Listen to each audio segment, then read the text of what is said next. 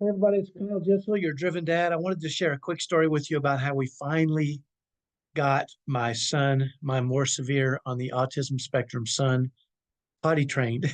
And you should know right up front, he was about 9 years old and we had tried everything to potty train him. Everything. I had read no less than 3 or 4 books on the subject. We had just tried everything. And at the time, just so you'll know, at the time we had my son, who was 9, more severe on the autism spectrum, was still in diapers.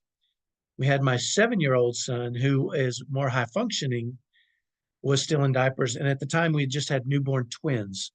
So there were dirty diapers everywhere. It was driving me crazy. And I was really working hard to try to figure this whole thing out because 9 years old is just way too old to have to be wearing diapers. And so I remember, because I had tried everything else, I was kind of at my wit's end. And I remember thinking, one day I was at church and I saw a gentleman who was pushing his mom around in a wheelchair, and the gentleman's name was Scott.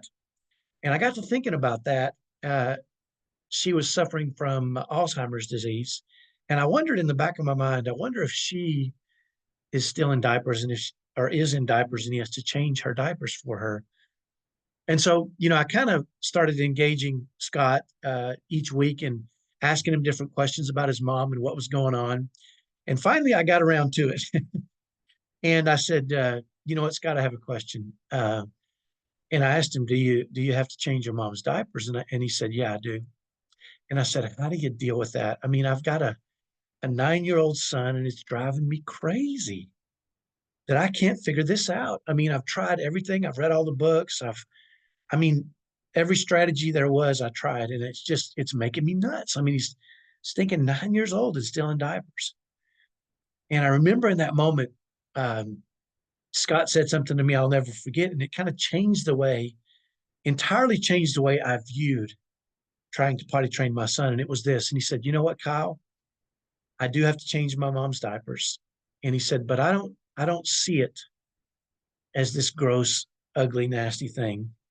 He says, "When I was a kid, and if my mom could, she would still, I'm sure, change my diapers because she loves me." And he says, "When I have to change her and clean her up, I just do it in the spirit of love. I just tell her and talk to her and tell her I love her the whole time." And it kind of shook me that Scott would be so kind to do that for his mother, his aging mother. And I remember thinking, you know what? What a great approach to do it in entirely different, because entirely different spirit of love. Because up until that point, I was frustrated when I had to change his diapers, and it was aggravating. And I remember in that moment, I decided, you know what? I can do that.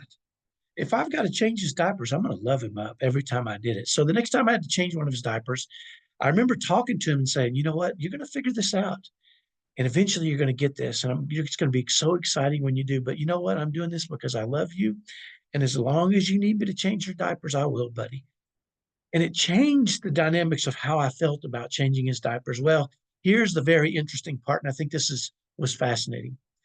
Within a week, within 1 week of me starting to talk sweet to him, and my other son too, my 7-year-old, I would do the same thing. You know what? You're going to get this. And when you do, it's going to be so exciting. And I can't wait. And you're figuring this out. And I love you. And I'll always change your diaper as long as you need me to. And that was a drastic change from previously where I'd be frustrated and angry and discouraged as I was changing diapers. And it wasn't a pleasant experience. And within a week, I'll never forget, he came downstairs one day wearing his Spider-Man underwear, and he was so excited. And he never had an accident again after that. And I wondered if the limitation, and I can't be sure, right? But I wonder if the limitation was me in that circumstance because I was so frustrated and angry and discouraged that maybe he was feeling that as I was changing his diapers. But once I started to change that and say, you know what, buddy, I'm going to change your diaper as long as you need it because I love you. And as long as you need me to do that, I will.